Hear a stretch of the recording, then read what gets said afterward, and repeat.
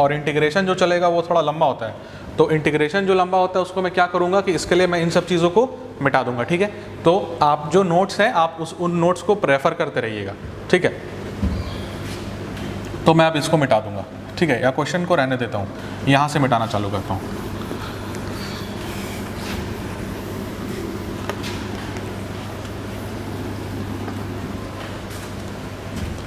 मैं कोशिश करता हूँ कि ये चीज़ें बोर्ड पे ही रहें और इंटीग्रेशन इसमें फिट हो जाए, मैं पूरी कोशिश करूँगा, ठीक है। तो पर्पस क्या था हमारा, फिर से एक बार याद दिला दूँ।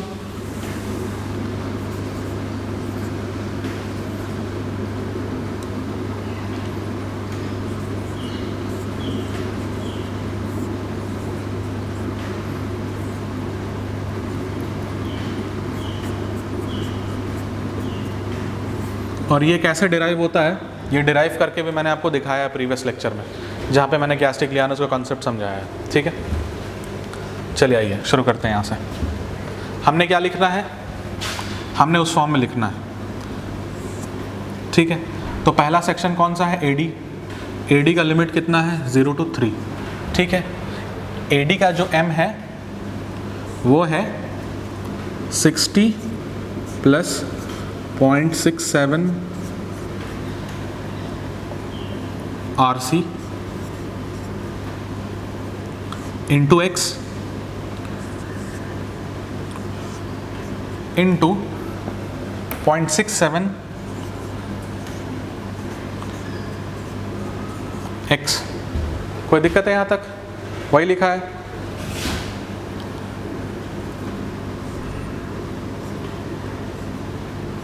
dx upon EI। EI जो हमारा फ्लेक्चरल रिजिडिटी है, ठीक है। बीम के केस में हम लोग फ्लेक्चर के लिए बीम को डिज़ाइन करते हैं, बेंडिंग के लिए बीम को डिज़ाइन करते हैं, तो उसकी फ्लेक्चरल रिजिडिटी को काम में लेते हैं। EI आपका है आपका Young's modulus of elasticity into moment of inertia, इसको फ्लेक्चरल रिजिडिटी बोलते हैं। इसकी वैल्यू की यहाँ पे ज़रूरत इसलिए नहीं है क्योंकि आप देख सकते हैं कि ये हर जगह ये डिवीजन में आएगा, और डिवीजन के बाद जब ये RHS में जाएगा तो वो 0 से मल्टीप्लाई करके ऑलरेडी 0 हो जाएगा, ऑटोमेटिकली 0 हो जाएगा, सॉरी, ठीक है। तो इसकी वैल्यू की ज़रूरत नहीं है हमें यहाँ पे।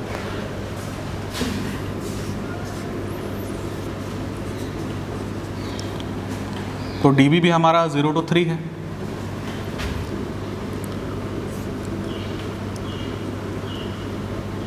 ये तो कुछ बड़ा सा एक्सप्रेशन है,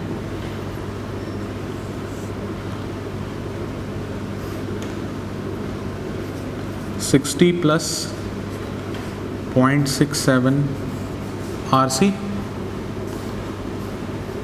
x प्लस 3 माइनस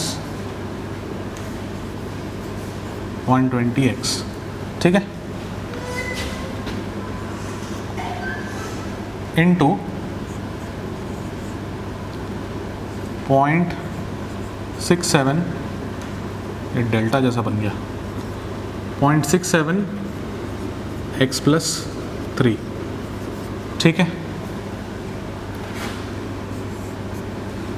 ये ब्रैकेट क्लोज हो गया बड़ा वाला यहाँ पे। अब आइए यहाँ पे, हाँ एक और चीज़ होगा ना इसमें, तो अपॉन EI इंटू dx, ठीक है।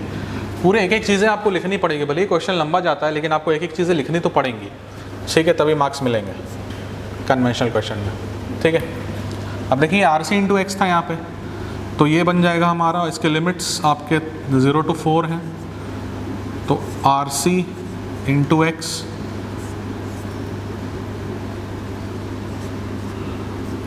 Into x dx upon EI is equal to 0। ये हमारा इक्वेशन है। अब इसको हमने क्या करना है, सिंप्लीफाई करना है। तो देखते जाइए कैसे कैसे सिंप्लीफाई होगा ये, ठीक है। तो इसको मैं ऐसा लिख सकता हूँ। अब मैं क्या करूँगा, इसको थोड़ा तोड़ दूंगा। मैं इंटू यू इंटू वी वाला फॉर्मूला यूज़ नहीं करूँगा क्योंकि ये ऑलरेडी बड़ा इंटीग्रेशन है, और मैं यू इंटू वी यूज़ करने जाऊँगा तो ये और बड़ा हो जाएगा, क्योंकि आप देख रहे हैं बहुत सारे मल्टीपल्स बनेंगे, इसमें भी देख रहे हैं बहुत सारे मल्टीपल्स बन जाएंगे। हर जगह यू इंटू वी लगाइएगा, इंटीग्रेशन वाला जो फॉर्मूला होता है वो बड़ा बन जाएगा, ठीक है, क्लमजी हो जाएगा इक्वेशन। तो मैं क्या करूँगा, for the ace of calculation I will separate the pluses and the minuses. ठीक है, मैं सॉल्व करूँगा, आपको समझ में आएगा. ठीक है.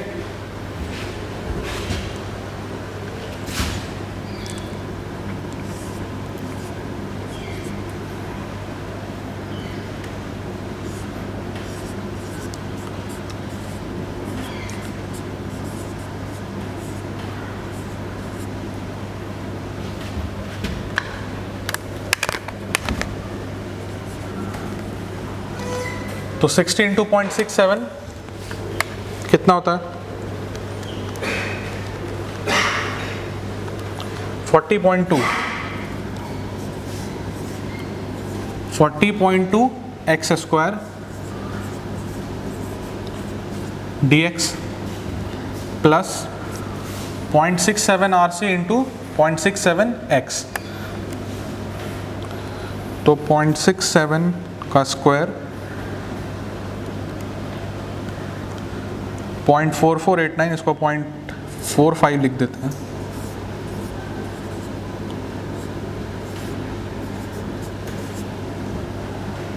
.45. कुछ दिक्कत तो गड़बड़ तो नहीं हो रही है कुछ? देखिए 60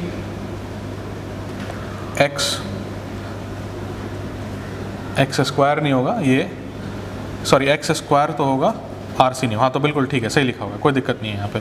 ठीक है, तो 0.45 आर सी और एक्स स्क्वायर डी एक्स. आगे बढ़ते हैं.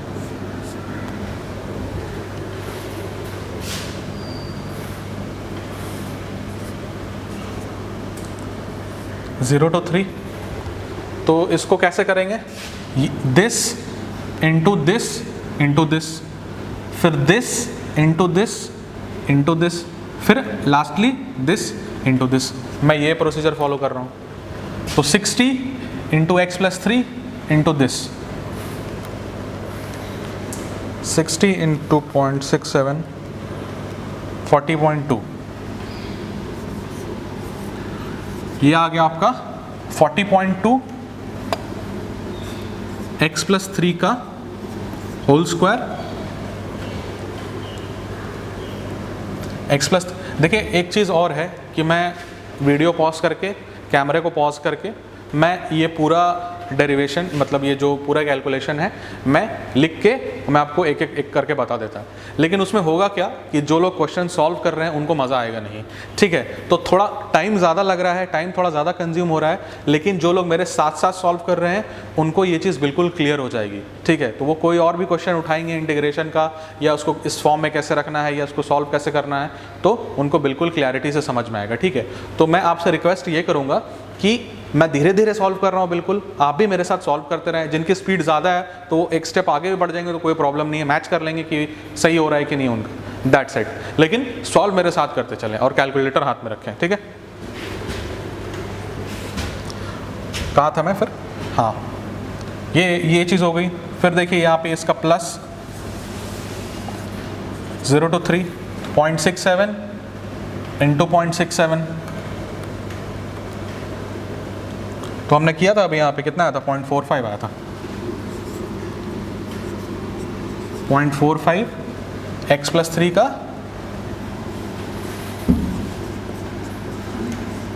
Whole square d x. अब ये माइनस में है,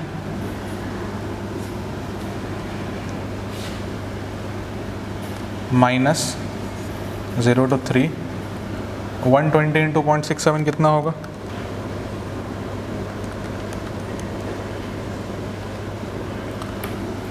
80.4 into x plus 3 D x. और ये तो अपना प्यारा सा सिंपल सा है, 0 to 4 R C x square d x is equal to 0. फटाफट सॉल्व करेंगे अब इंटीग्रेशन वाले पार्ट को. तो ये आ जाएगा आपका 40.2 बाहर में. ठीक है, x cube by 3, 0 to 3, 0.45 RC ये बाहर में आ जाएगा, ठीक है। और ये होगा आपका एक्स क्यूब बाई 3, 0 to 3। देखिए ये ज़ीरो है ये, ठीक है। इस वाले पार्ट में आइए, प्लस देखिए 40.2 तो आपका कांस्टेंट है, और यहाँ देखिए x प्लस 3 का पावर 3/3 लिमिट्स 0 to 3, ठीक है। यहाँ पे आइए, प्लस 0.45 तो कांस्टेंट है, कुछ मिस तो नहीं हो रहा है, चेक करेंगे एक बार। मिस हो रहा है यहाँ पे, या इस वाले में एक ये आरसी वाला टर्म मिस हो रहा है, सॉरी 0.45 आरसी भी आएगा ना यहाँ पे। देखिए इस वाले टर्म को इससे मल्टीप्लाई करेंगे, फिर इन लोग से मल्टीप्लाई करेंगे, तो आरसी वाला टर्म यहाँ पे आएगा। तो 0.45 आरसी को हम लोग बाहर लिख सकते हैं ब्रैकेट के, ठीक है। बाकी तो similarly x plus 3 whole square by 3, 0 to 3, कोई दिक्कत नहीं है यहाँ तक। इंटीग्रेशन समझ में आ रहा है सबको? माइनस, अब देखिए ये भी u इंटू वी वाला फॉर्म है, तो इसको क्या करता हूँ ना मैं कि अलग लिख देता हूँ, ठीक है। तो 80 इंटू एक्स,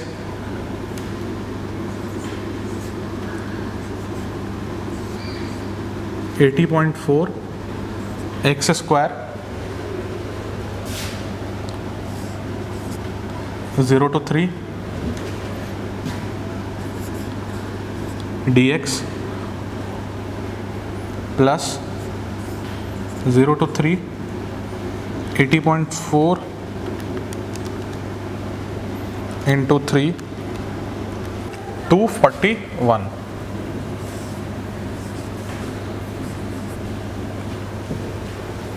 0.2 x dx, ठीक है। और ये तो हमारा वैसे ही चलेगा, आरसी इसमें कांस्टेंट है, x cube by 3, 0 to 4 is equal to 0। चलिए फिर कैलकुलेशन स्टार्ट करते हैं इसका। ये हो जाएगा आपका एक्स क्यूब है, यहाँ पे 3 रखिएगा तो 27 डिवाइडेड बाई 3 9 हो जाएगा, और 9 इंटू 40.2 361.8 हो जाएगा, ठीक है। प्लस ये दोनों तो वैल्यू सेम है बिल्कुल, तो ये भी 9 के बराबर आ जाएगा। तो 9 इंटू 0.45 4.05 आरसी, ठीक है। आगे बढ़ते हैं, इसमें रखते हैं 3 रखिएगा यहाँ पे, 6 क्यूब यानी कि 216 बाई 3, ये आएगा 216 डिवाइडेड बाई 3, ये आएगा 72 माइनस भी करना पड़, जब यहाँ 0 रखिएगा इस लिमिट में तो ये आएगा 9, 72 माइनस 9 आपका होता है 63 इंटू 40.2, ये आएगा 2532.6,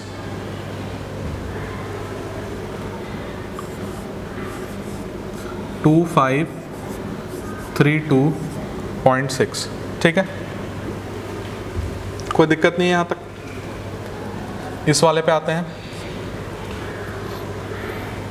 देखिए इसका ये सेम है, ये देख रहे हैं इसका वेरिएबल सेम है, तो कितना आ गया था यहाँ पे 63 आया था, यहाँ पे 63 आएगा, 63 इंटू 0.45, यह आएगा 28.35,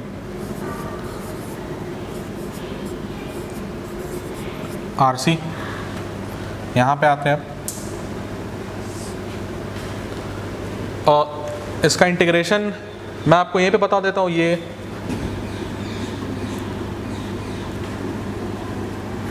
आपका x³/3 है और ये आपका x²/2। लिमिट्स आपको पता है, ठीक है। ये कोई मतलब एक स्टेप बचाने के लिए बस मैं आपको यहाँ पे नोटिफाई कर दिया है मैंने कि इसका इंटीग्रेशन ये है, बस एक स्टेप आपको मैं बचा रहा हूँ वहाँ पे और कुछ नहीं, ठीक है। तो आप जब यहाँ पे रखिएगा तो ये आएगा 9, तो 9 × 80.4 ये आएगा 723.6 प्लस यहाँ पे रखिएगा ये आएगा 241.2 × 3।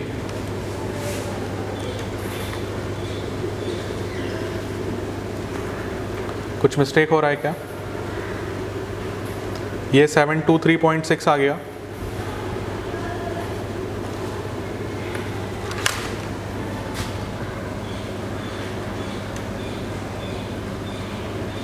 और ये x²/2, सॉरी, तो ये आपका x² आपका कितना होता है? x² होता है आपका 9, 9/2 होता है आपका 4.5, 4.5 × 241.2 ये आ जाएगा 1085.4।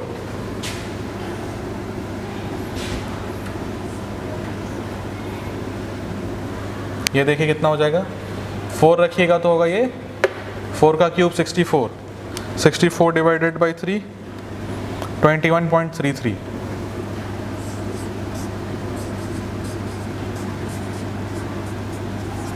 ठीक है, क्लियर है यहाँ तक? ठीक है, एक मिस्टेक हो रही थी, खाली मिस्टेक क्या हो रही थी कि मैं इसको क्या कर रहा था कि x² कर रहा था, तो वो आपका हो जा रहा था 9 और नीचे भी 3 से डिवाइड कर दे रहा था, तो वो क्या हो जा रहा था, 3 हो जा रहा था, तो वो गड़बड़ हो जाता। फिर यहाँ पे तो 2 है और 9 डिवाइडेड बाई 2 आपका 4.5 होता है, ठीक है। अब 4.5 से जब इसको मल्टीप्लाई कीजिएगा तो ये 1085.4 आता है, ठीक है। अब देखिए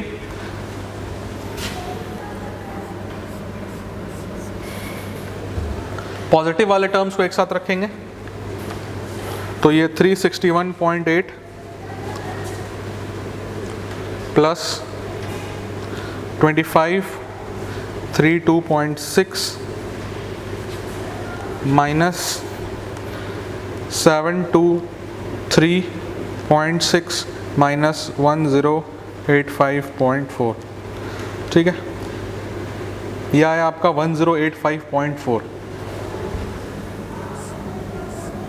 1085.4, ठीक है।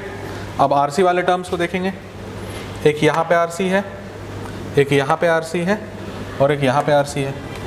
तो कितना आरसी है, 4.05 प्लस 28.35 प्लस 21.33, ये आ गया 53.73।